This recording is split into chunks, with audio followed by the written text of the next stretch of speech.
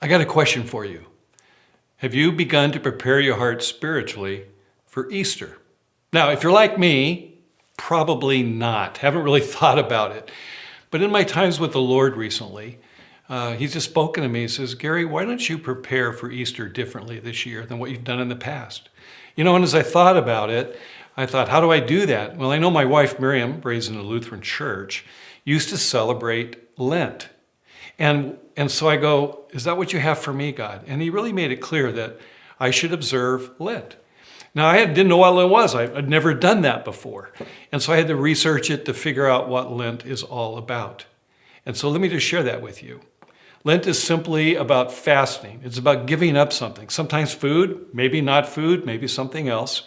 And during the time that you would normally use for that activity, you spend it in prayer and you spend it in drawing close to God in some intentional ways, reflecting maybe on Jesus and His suffering and His life and death and resurrection.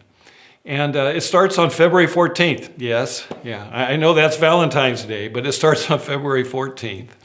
And I don't even know what I'm going to fast from yet. It's just something that I want to share with you as part of the church family. And I want to invite you to join me in drawing close to God and preparing our hearts in some intentional ways this Easter spiritually.